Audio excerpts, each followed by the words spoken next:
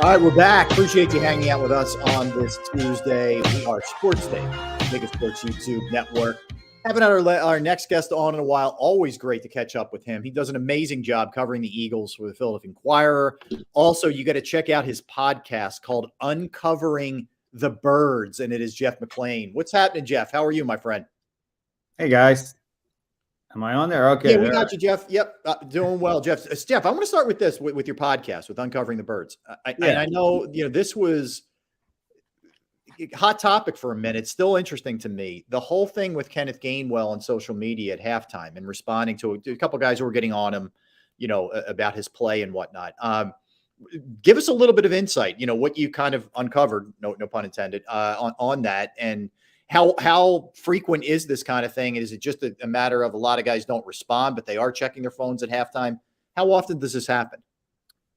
Yeah, I think this happens more than we realize. And it was a topic I wanted to explore even before the whole Kenny Gainwell incident, just because I know how much it affects players, first most, how much it actually even affects me, and then how much it just affects everybody in general. Anybody who really just has a phone nowadays or has apps, and almost everybody has social media.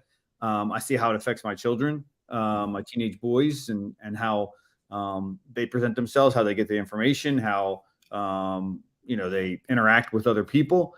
But with the players, it's an issue because they get attacked a lot. And it's something that they've increasingly, if you notice, and something that I've noticed, is that you see less of players willing to put themselves out there and not only interact with fans on social media, but just do anything, spout off something off the top of their heads. Because I think they feel like, while it does give them, it kind of takes out the middleman in terms of how they want to react with fans. It does open them up. And more than anything, it's just what in talking to a lot of the players is, even if they're on social media, it's tough for them to avoid the criticism. They go in their DMs. If, anybody can message them pretty much. If you have, there are ways around it. You can have some roadblocks to how fans react or interact with you. But so I went around the locker room and just talked to a bunch of players that have had, veterans that have kind of been on it and got off of it and now back on, just in terms of promoting themselves, which is Jason Kelsey, Lane Johnson probably fall under that column. And then you have younger guys that I spoke to, Britton Covey, who's talked about death threats being told to kill himself, crazy stuff. AJ Brown, who is taking himself off social media for the most part, but kind of is finding it hard to quit. Just last month, I don't know if you recall that he kind of fired back at Donovan McNabb, who had some comments about how AJ reacted on the sideline in that Vikings game. So it was just interesting to get some insight to how players think, and then also to talk to Bob Lang, Vice President of Communications with the Eagles, and just like where they're coming from. That, with Kenny, it's just like, okay, yeah, he made a mistake. We understand it. But it's like these guys feel pretty darn bad about the mistakes themselves. And then when you are attacking them and saying some pretty nasty stuff, if you see it just compounds it. And it's just it just wish people would pause maybe. And look, again, we're all victims here, or at least not victims in terms of we're getting attacked, but also victims in terms of like giving into that kind of quick, impulse to hit the button and send something at times. I think a lot of people are, and they don't realize that really these guys are human beings, and that we should act like human beings on the other side of the table, on the other side of the table too, because it's just easy to sit back there in your basement or behind a screen or whatever it is and attack someone. Yeah, Jeff, you bring up a lot of good points. I mean, the reality is, in this age of information, all these players, the veil or the barrier of entry from fan to player has dropped significantly, and now people have so much access to their favorite people all across the world, and so many narratives are able to be spun about players and teams, and I think that's why you see so many players with their own podcasts and with their own platforms, because they're trying so hard to control their own narrative. And a guy like Jalen Hurts, the way he conducts himself, he barely gives you guys anything in those press conferences. He's trying so hard to control his own narrative, and all you can really do is respect it. One of the narratives out there right now about this team is the fact that many people believe that they're kind of hanging on by a thread, or they're just getting by, and this 8-1 record isn't necessarily legitimate. What's your thoughts on that narrative surrounding this 2023 Philadelphia Eagles team? Yeah, I mean, look, again, for my job, I have to look at things objectively. So they are 8-1. That's the bottom line, right? Your record is what it says per Bill Parcells. Has it been as clean as it was last year when they were 8-1? No. I don't think anyone would say that, and even the Eagles would say it themselves. If you talk to like the leaders in the team, like Jason Kelsey's of the world, the Brandon Grants, the Fletcher Coxes, they'll be very honest about the team and where it stands. And Jalen Hurts would same thing. They know they need to be a little bit better. They need to be cleaner in terms of turning the ball over or generating turnovers. That's been a big issue. They need to be better in the red zone, and the pass defense needs to be better. That being said, if you look around the NFL, and I think sometimes in the city, fans or certain members of the media kind of look at it with blinders on, and they don't realize that every team's flawed always. But this year more so, I think the top teams, you're seeing more flaws. There isn't really a great team. So, yeah, look, again, the Eagles have a tough stretch here. They could lose all four. Who knows? I doubt that's going to happen. But for the Eagles, it's tough. The only way they can improve upon last year is if they win the Super Bowl. So I think everybody's expectations are so high. And look, it's fine to point out some of the flaws on the teams, but it's also, you have to point out a lot of the good things about this team, and obviously the talent on the roster and how Jalen Hurts these last several weeks is really starting to play like that MVP level that we saw last year, despite having the injury. And then look at the run defense and how that's improved, and how AJ Brown is playing at MVP level. I mean, there are a lot of reasons to think that this team can finally win that Super Bowl. Jeff, in your estimation, the quote unquote issues, and I think there are real ones with the secondary and, maybe the running game slipping a little bit and some other things. Which of the ones that you think have been problematic are the most fixable in your estimation for the second half of the season here? I would, again, the run offense, there's been some, people have been fixated a little bit on that the last several weeks. I'd rather the pass offense. Again, in this league, I think to be successful, and the Eagles live by this credo as well, is like, you pass to set up the run. You don't run to set up the pass unless you have like Derrick Henry as your running back. Mm-hmm. And that's what the Eagles are doing. And maybe, I think part of it has to do with they're not running with as much variety with the run game. And you're not seeing all the plays that you saw last year. And why is that? I think maybe something has to do with a little bit with Brian Johnson calling the plays. I think he feels comfortable calling a certain type of run play. The inside zone has obviously been a very successful run for this franchise, even before Nick Sirianni. It's been kind of like their bread and butter for a long time. And they have a couple other runs that have been bread and butters for them as well. But, and that maybe that plays a little bit in the fact that that's what DeAndre Swift's best at. You want to have Jalen Hurts in the shotgun. Maybe they're doing a little too much of that. The offensive line has had some injury issues, obviously, a right guard. So I would say the run game is probably, I think, the easiest to fix right now. Mm-hmm. It's so interesting, Jeff. So often we hear that the Philadelphia Eagles have yet to play their best game, right? If it's not defense, it's the offense. If it's not offense, it's the defense. Special teams has kind of been the most consistent group. But we keep hearing that the Philadelphia Eagles have not played their best football. And what if, and that begs the question, what if this is who they are, right? What if what we've seen over these past several weeks, what if they're just an ugly football team that's going to win by any means necessary? Have you guys in the media box, have you guys given that any sort of thought that maybe this is just who they are, and maybe we're just going to have to be comfortable with this new version of the Philadelphia Eagles? Yeah, I mean, we're 9 games into the season, so yeah, it's a big part of who they are. I thought they'd had some pretty impressive wins. I thought the Dolphins' victory was almost complete. I thought the Rams' victory on the road out there in LA was pretty close to complete. So they've had some good games. Right. There have been, the Cowboys game down the stretch, that fourth quarter was pretty ugly, and they hung on. And there's a lot to be said for winning games that way. You can't blow everybody out in this league week in and week out. So yeah, there's a little bit of that. This next stretch will say a lot about this team in terms of like where they stand in seeding, and certainly obviously making the playoffs, but also what they can do if once they get in the postseason. but there's still a lot here, I think, to sort out too, in some respects. I mean, there's still almost a half a season left to be played. Jeff, I want to go back to a piece that you had written. So Nick, in his second season as the Eagles coach, reached out to Andy Reid essentially to kind of pick his brain about how you approach the bye. We know Andy Reid is famous for being, just unbelievable out of the bye. What did he gain from that? What were some of the takeaways? And they're 2-0, I believe, since then, correct? Well, actually, I made a mistake there. I didn't have the ability to correct it. But anyway, it's the first season he actually did it. First season, okay. But he is 2-0 since doing so. Yep. And I mean, Andy Reid's the best out of the bye. 21-3 in the regular season. I think he's third. Like, it depends upon how you look at it. There was a bye week because of the COVID. With a week off, Andy Reid's, I think, 31-6. Which is just remarkable. That's incredible. And the last one being the Super Bowl victory over the Eagles. And that story I found out last year before the Super Bowl that it was something that Nick had done. And it's funny, there's more to it than just, I mean, obviously Andy kind of gave him some tips in terms of how to handle the practices and how to handle the team. But also the other one was that Andy would always go up to New York and stay at the Marriott Marquis with his wife, Tammy.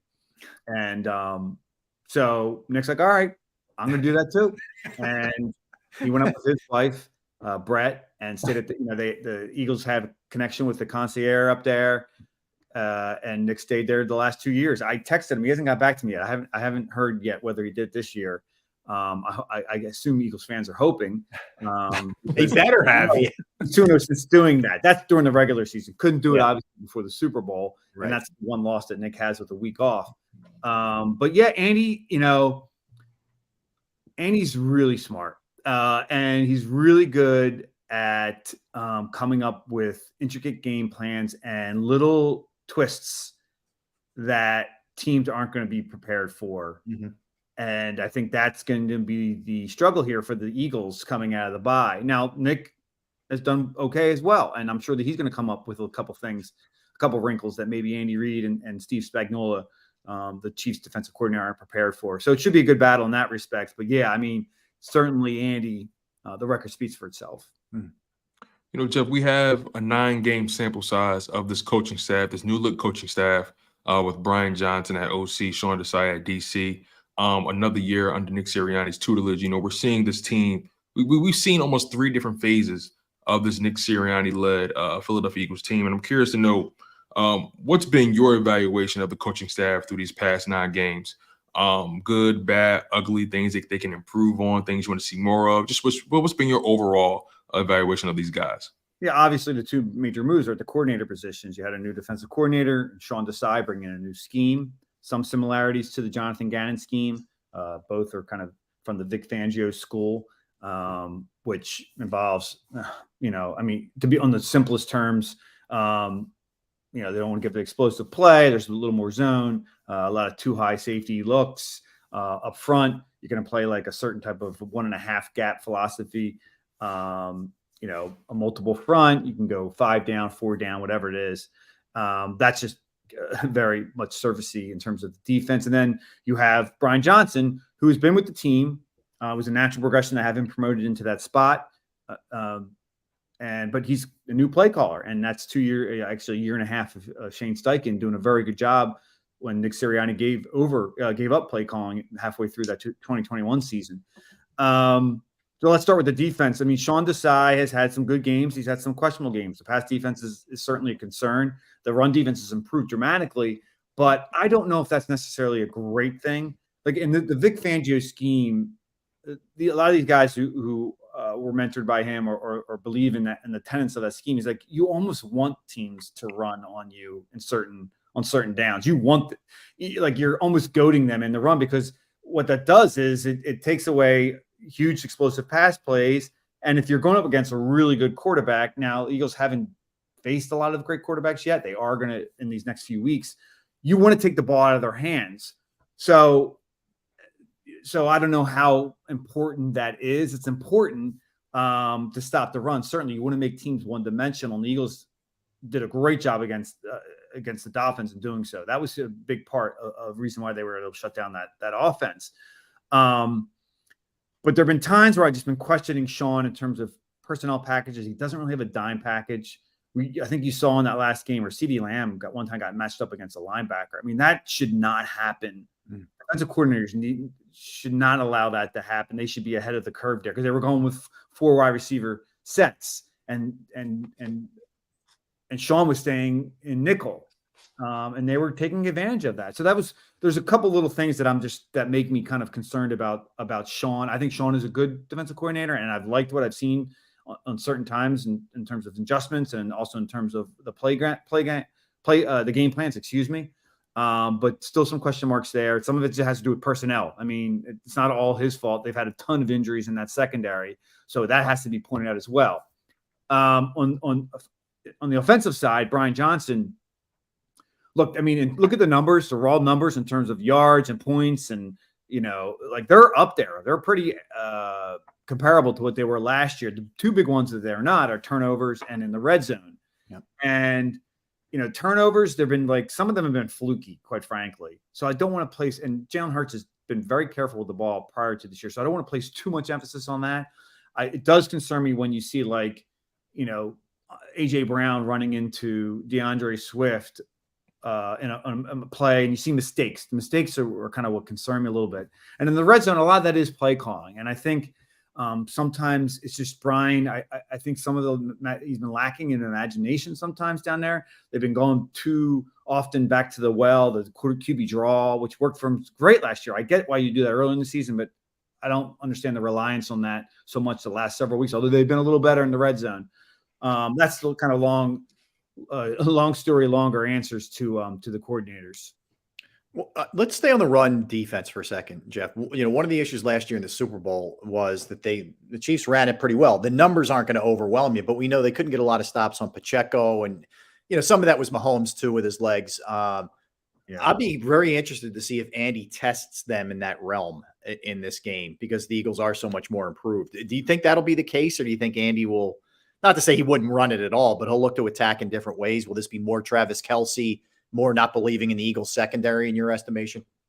That was a huge part of the second half of that game. And, I guess maybe I got dialed back a little bit in saying that Jonathan Gannon, because the run defense wasn't great last year, that's what he wanted. He didn't want it to be that leaky like Right. It was. And Andy, to his credit, took advantage of it. Mm-hmm. And some of that had to do with personnel too, I thought. And they exploited some guys in certain circumstances in that game. To answer your question in terms of whether he'll do it this game, I mean, if the Eagles are going to have light boxes, yeah, I mean, he'll run it. Mm-hmm. That's not the way he wants to score points, but if he has to, he'll do it. Now that was early in the second half, and then once he got ahead, then it made more sense. Because look, again, these modern day offense, you pass to get ahead, and then when you get ahead, then you pull out your run offense, right? And that's typically how Andy has always done it. And that's how Nick wants to do it as well. But the Eagles' run defense is better. Mm-hmm. And I don't know, and the Chiefs' pass offense is not as good as it's been because they just don't have a lot of guys to throw to. So it should be interesting to see how both Sean Desai and Andy Reid approach their game plans this coming week. This 5-game stretch has been promoted as being known as Murderer's Row, the gauntlet. The Chiefs, the Bills, 49ers, Cowboys, Seahawks. It's been so propped up by national media. I'm curious to know, what are your thoughts on this 5-game stretch in terms of how it could define the Philadelphia Eagles season and Jalen Hurts' career? Because let's be honest, I personally feel he's still a quarterback that's still fighting for his respect on a national scale. Us in Philadelphia in the tri-state, I think we got a pretty firm grip of who he is as a player, but it seems like he's still fighting a losing battle when it comes to national media in terms of how he's perceived and in his development and the competition he's faced. I'm curious to know what's your opinion on this upcoming 5-game stretch as it pertains to Jalen Hurts' legacy in Philadelphia and how it could define his season and maybe define his standing in the MVP race. Yeah, I mean, when the schedule came out, everybody's looked right at the stretch right here and thought, okay, this is going to be a tough one based upon last year's records, last year's teams. the Bills just lost last night, so they're 5-5, maybe not as difficult as you might have thought heading into the season, but they still have a ton of talent on that team. Chiefs we know about. 49ers, big win last week. They're going to be tough. Dallas, we know about, and the Seahawks have a winning record as well, 6-3. The Eagles, the way they're looking at it, they're just looking at Kansas City. They're not looking at the stretch. That's the way you'd expect them to approach it. Obviously, we don't have to do that. We can look at it, step back and look at it and see, how it's going to, in some ways, define the season. Look, I mean, if they go 2-2 in the 4-game stretch, I have trouble. The Seahawks on the road, I guess, is going to be tough. So let's include them. If they go 3-2, 2-3, I mean, the season's not. That's fine, I think. And that could very well be what happens. That 1 seed is important. That's what they're going to be fighting for, because when they're home, we've seen that they're different, especially against a team like the Cowboys. The Cowboys are a much different team at home versus road. You want to have to force them to come to Philadelphia. In terms of Jalen Hurts and respect or not respect, I don't really pay attention a lot to those narratives. For those who are informed, and there are a bunch of them in the national media, they know how well he played last year, how well he's playing this year. I mean, there's always going to be questions about Jalen in terms of like consistency because he's still young. I mean, that just comes with the territory, right? But he's already, he's starting to stack them up. This will be 3rd year in a row as starter. And 2nd year in a row is playing at this level. I mean, it was a little tough early going, but we've seen over these last few weeks the Jalen that we saw from last year. I mean, look, this is an opportunity for him to kind of go up against two great quarterbacks these next 2 weeks. I still think Josh Allen's a great quarterback. I mean, he went toe-to-toe with Patrick Mahomes in that Super Bowl. Aside from the fumble, which was costly, aside from the fumble, I mean, he was probably the best player on the field aside from Mahomes on the other side of the ball.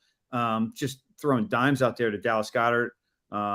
Obviously, a couple deep touchdown passes. One to AJ, one to Devontae Smith that got him down at the end of that game. He ran for, I think, like 80, whatever it was, 80-something yards at Super Bowl record. I mean, his shoulder was still hurt, and they're calling power run. Right. He goes into the end zone and scores not to tie the game, but the 2-point conversion was insane. Yeah, that was good too. Yeah, just Jalen run and lowers that shoulder and gets over the goal. I mean, I wrote about it off the game. So I think Jalen has earned his respect. I think the one thing is just and this just for being a 25-year-old, you just got to stack them up on top of each other. But we'll see how he does these next few weeks. Rob, real quick, if I can follow up. So what do you think is the magic number for the Philadelphia Eagles to lock up the conference? Is it 12 wins? Is it 13? Is it 14? What do you think is the magic number? Because I think if they go 3-2 over the stretch, they pretty much have the conference locked up. Yeah, I mean, obviously it'll depend upon if they beat the Cowboys head-to-head. Right. But 13, I think, probably gets them the 1 seed. Okay. Jeff, last one from me. Valid concern about Bradberry, or are we going a little bit too far with it from what we've seen in the first half? Because face it, it's been a struggle. But do you think that that's something that A, carries over, and B, is it legit that Eagles fans are that concerned? Yeah, I think at this point it's fair to be concerned about Bradberry. Look, he's never been a speedster. Mm-hmm. He's a technique guy, long arms, smart, whip smart. But it's now been a bunch of games where he's struggling out there.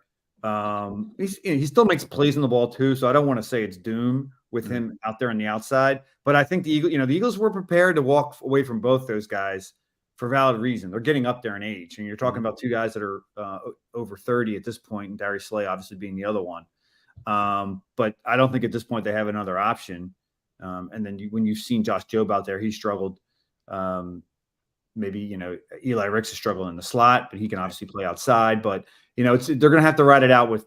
I think Slay's been playing pretty well. Yeah, there are times when he hasn't been like the Slay that we remember when he was in his 20s, but he's still been pretty good. But yeah, I would agree that Bradberry's going to be a little more. I'm a little more concerned about him than Slay. Last one from me, Jeff. Really quickly. Howie Roseman, he's been playing a lot of damage control over the offseason. He lost a lot of guys. TJ Edwards I just said Miles Sanders, guys like that. And then he brought in some other guys to kind of fill in the gaps, and try to get value while not spending as much money. More specifically, losing Hargrave, and you find a way to draft Jalen Carter to replace a guy like that. What's been your thought process, your evaluation about Howie Roseman, how he's kind of mastered or played damage control over the past 9 weeks? I mean, Howie 3.0, as I like to call him, because he just kind of keeps rising from the ashes. But this is probably the greatest incarnation of him. I mean, he's done a phenomenal job since trading Carson Wentz in the 2021 offseason. There's a lot of talent on this team. In fact, I don't know if they've been playing up to the level of the talent, and I think that reflects upon the coaching a little bit. It's not, again, the secondary is partially Howie's making too. But Howie he's kind of corrected some of the flaws he's made in the draft. Hey, draft guys from Alabama and Georgia, go figure, but that's easier said than done. And he's getting the right guys from those programs. And he's getting the right veterans in here to kind of mix in with the young guys. And he's the way the locker room's comprised of, certain guys in certain rooms that have leaders, but also have young guys who can nurture them, the great character players. Howie's done a phenomenal job. And I think it wouldn't be a reach to say that right now he's probably the best GM in the NFL. Wow. Yep. That is, it's hard to argue. That's for sure. Jeff, listen, keep up the good work, man. Inquirer.com. You can follow him on Twitter as well. And again, check out the podcast, Uncovering the Birds, but you can follow him at Jeff_McLane. Jeff, thanks for a couple minutes, man. Appreciate you. Thank you, Jeff. Appreciate your time. Thanks, guys. Talk to you soon. All right, Jeff. You got it. Let's get a quickie in here, Tone. Let's come back and we will dive into that Super Bowl and look at the differences between these two teams and try to meet this thing out, man, and see where it's headed, because we're going to do a lot of this during the week leading up to this game. That's for sure. Sir. That's Tone DeShields. I'm Rob Ellis. We are Sports Take, JAKIB Sports YouTube Network. Right now, we're talking about Jim Murray and Principal Financial Group. Look, for you, you probably might be in the same boat I was in for a long time, trying to find that right person, right? And it just took me a while, went through a bunch of different people, and just never quite worked out to my satisfaction. But I found Jim Murray and Principal Financial Group. And for you, it could be retirement planning, it could be a 401k reveal. You're not happy with your insurance. You're trying to get a small business off the ground, and there's a lot that goes with that, including employee benefits. There are other resources that Jim can help you with. I've entrusted my IRA, my 401k rollover with Jim, and I couldn't be any happier. You will be too. Give him a call, 610-996-4751, 610-996-4751, or you could email him, Murray, MURRAY, .jim@principal.com. That's Murray.jim@principal.